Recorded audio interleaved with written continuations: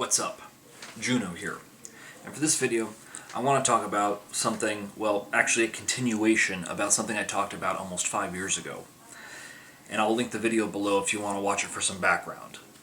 And it's amazing what sort of change this industry has gone through in the last 5 years. And the industry I want to talk about is mobile communications. I worked once for a company that sold cell phones and stuff like that, and sometimes they get a bad rap, but that's more down to the individuals for the most part. I've had some pretty piss poor experiences as a consumer. I haven't worked for a company like that in years and years now. A lot of changes have happened in the last couple of years, and in the United States there are 4 major providers. There's 2 GSM based providers and 2 CDMA based providers. For GSM, we have at&t and T-Mobile, and for CDMA, we have Verizon and Sprint. I'm sure if you're abroad, you've got a few choices of things, but the big deal is, in the United States, at one point, we had many technologies running. I think the last time I counted, we had about 6 back in the 90s and early 2000s, and now they're slowly starting to converge into one, which is good.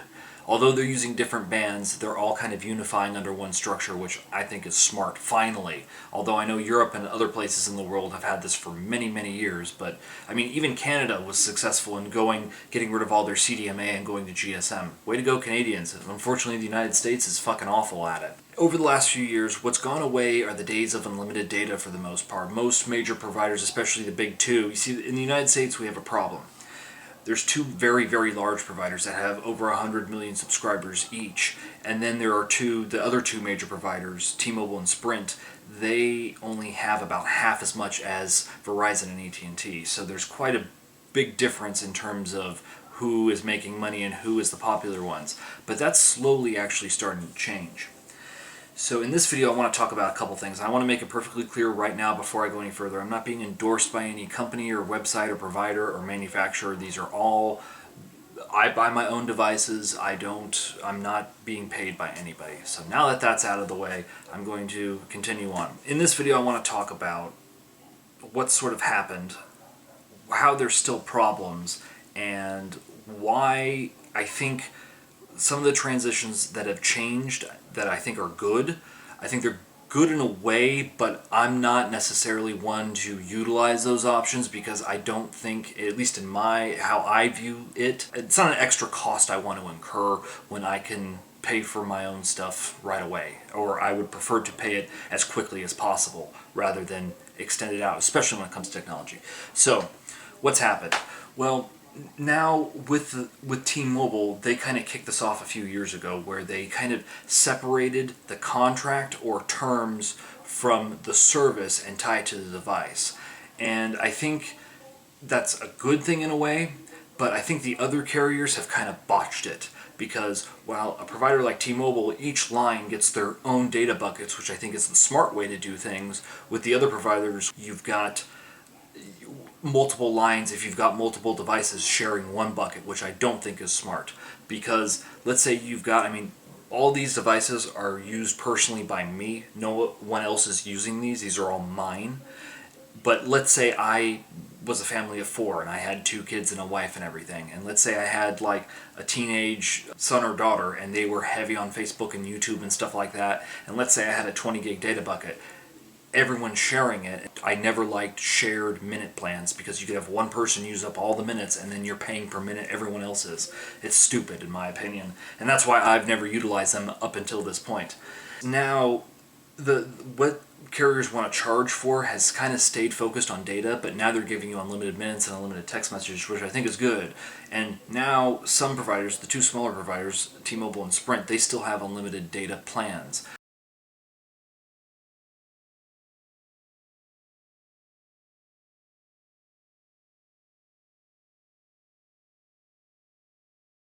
Which is great because a lot of people use that data. I'm a heavy data user. But for years and years and years, I was on at&t. I've had my T-Mobile line for about 3 years, and I've had at&t on my main phone for a long time. Over a decade, considerably, like 15, 16, 17 years, I don't even know. Long time. For a while it was, good coverage and stuff like that, but weird things happened. The longer I lived in a place, for some reason, the worse my coverage got. And recently, I've paid keen attention to where my coverage is and stuff, and it just hasn't gotten better, and it's slow in some spots, and it's just a problem. So recently I thought long and hard, and I tested, since I've had my T-Mobile line forever as well, or for at least a few years. I tested and made sure it worked everywhere I go and where all my family is and stuff like that, and it works. So I bit the bullet and I ported it over to T-Mobile because I was paying nearly, between my 3 devices, I've got 2 phones and I've got an iPad that has a SIM card in it, and I was paying at one point about $230 for all 3. I'm not doing that anymore. I'm saving nearly $100. I now pay $140 including tax for all 3 devices. I'll go into the details of my plan in a second, but that's a competitive rate. So around Super Bowl time, T-Mobile was offering a 2 lines for $120 deal with unlimited everything. So I ported my number from at&t to T-Mobile, so now I have my 2 phones together. They're on a shared plan technically, but there's unlimited data, unlimited text messaging, unlimited minutes. The only thing that's limited is each phone gets 14 gigs of hotspot, which I think is sufficient. I think I'll be able to manage. But I was paying $25 for 2 gigs of data on at&t at one point, and T-Mobile used to have this promotion where if you had a phone, you can add a tablet for $10 and they'd match your data up to 5 gigs. So now I'm paying $10 for 5 gigs of data. That's $2 a gig. You're not going to get any better than that. And unfortunately the plan's not offered anymore, but since I've had it, I get to hang on to it for as long as I don't change it. So that's the best deal. So I've got 3 devices, nationwide coverage. Not only that, I've got Canada and Mexico, so I could hop on a plane to Toronto or Mexico City tomorrow and use my phone like I would when I'm at home, which is great. So that's why I made the switch, and it works for me. I mean, they've improved their coverage pretty dramatically, and I've watched it, and that's one of the reasons why I got that line, was I wanted to see how it progressed, because I knew I could save money by doing it, but I just wanted to be sure that this was the right decision to make, because I still had my unlimited data with at&t. I was going to hang on to it, but the problem was they were starting to jack up the rate, and it got up to $35, and it just was costing me too much money. So now, instead of paying 200 and some odd dollars, I'm paying $140. I'm happy.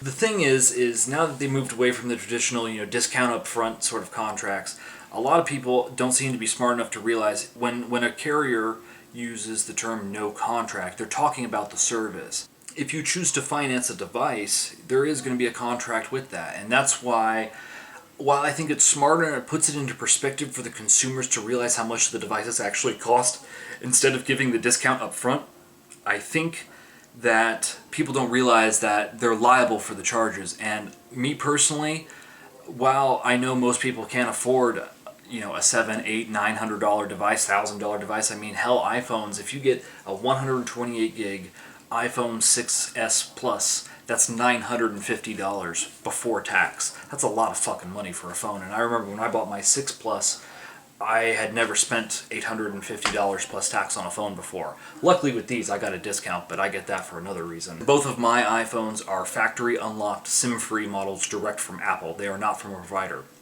And this is why I think it's smart for people who don't want to foot the bill up front to have the financing options, but they need to be smarter and read the terms of the agreement they're signing for, because I view providers as doing one thing, and this is why I buy my devices SIM-free, unlocked, full price, up front. I've always done that. I've never done an upgrade through a provider before in my life. I just don't do that. I don't like being tied to a contract and a service agreement. And that's one of the reasons why I've been contract free. Like even when I was with at&t for the many years I was with them, I had a 1-year contract when I initially signed up with Singular back in the day, and I never renewed it. I just kept paying the bill every month. So I've been contract free for 15 fucking years or something, 16 years, I don't even know how many years. So I never renewed it. I was probably costing them money. But anyway, it doesn't matter. I just bought devices when I felt like it. So I think that's smarter, but I wouldn't take it up because technology goes obsolete. And I think a lot of people nowadays are starting to realize, why are you spending so much money? And look, if it works for you, try it out. It's not bad, and I'm getting better speeds on T-Mobile than I did on at&t anyway. For my area, it works. I'm not going to disclose where I live. It's been fantastic. In city, rural areas, I haven't had any problems. So I would recommend it. Save yourself some fucking money. But now we have MVNOs, which are the smaller providers like Metro PCS and Cricket, and there's a bunch of them. There's Straight Talk and Family Mobile and Simple Mobile and all these other ones. There's a lot of choices. You could save some serious money, especially if you're not a heavy data user. I am. I use about 20 gigs of data across my 3 devices every month. I'm on them constantly. But now, it's funny. Now that they have, like T-Mobile has these exempt services like streaming video and streaming audio, I have unlimited data and I'm not using nearly the data I used to use on AT&T. I think on-network data I've used on my main phone like 7 gigs so far, but it's officially billed I've only used like 2, so that's not bad. In total I've used about 9, so that's how heavy I use it. So you could save yourself some money if you examine your options. If you're still on AT&T and holding on to that unlimited for dear life, they may jack up the price again, and they seem to be very anti-consumer as of late, and I don't like their nebulous terms that they were using in throttling policies. Here's the interesting thing. So I posted on Twitter, which I'm more active on Twitter than I have been on YouTube in the last couple of years. They started throttling people with unlimited data plans at 5 gigs, and it's like, in what world does 5 gigs equal unlimited? This is when I started to really examine my options here. They didn't make an announcement very publicly saying that they quietly lifted the threshold warning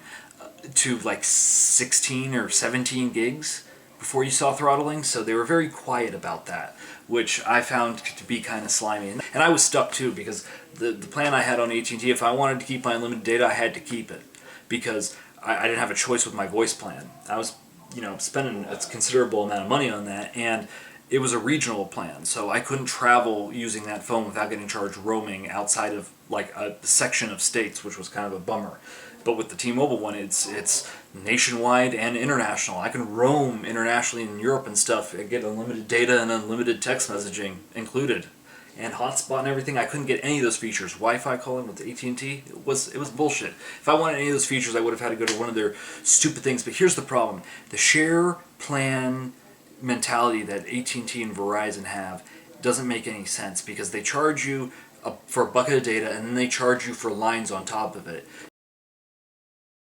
You see, on T-Mobile, I'm basically paying $60 for phone 1, $60 for phone 2, and $10 for tablet. Each of them have their own data allowances. The 2 phones are unlimited, and then the tablet's 5 gigs.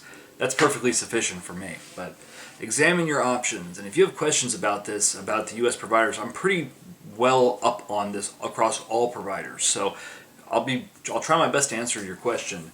I don't work for any of them, but I'm a pretty good knowledge base of it. But how does it compare? If you're someone who watches me from outside the country, do the carriers in your country do these weird things, and are they very kind of awful about how they do their contracts and how they try to structure their pricing? It seems to get confusing, because, like, let's say I was signed with AT&T, so I'd have my plan, my data bucket, I'd have my device charge, and then if I finance a device, so I have 3 separate charges. That seems more expensive to me. They did it very sneaky by breaking up the price a bunch of different ways, and that's why I own my devices and I only pay for service. They're a service provider, just provide me a service, I'll provide the hardware. Do you use the same philosophy? Or if you're using like a prepaid carrier or a no-contract carrier, or an MVNO, for example, like Cricket or Metro in the United States, or Boost or Virgin or whatever, there's a ton of them out there. Do you use those and supply your own equipment? I'd consider one of those if you wanted to save even more money. You don't get high priority in terms of data prioritization on the network, and a lot of times you can't get unlimited data or you can't get full features. I don't necessarily like the Metro service, even though they use T-Mobile's network. Their policy of SIM locking and locking the SIM to the device seems counterproductive, but I understand it's a carryover from their old CDMA days. But I think in terms of features and everything, you can get unlimited everything with 8 gigs of hotspot for $60, taxes included. That's a good deal, in my opinion, if the service works in your area. That's not bad. That's basically what I'm paying now, but I get more hotspot. So, since I'm with this carrier directly. Do your countries compare? Or are you getting a good deal, or do you feel you're getting ripped off? Let me know in the comments. I love a conversation. Anyway, do your part. Blaspheme daily.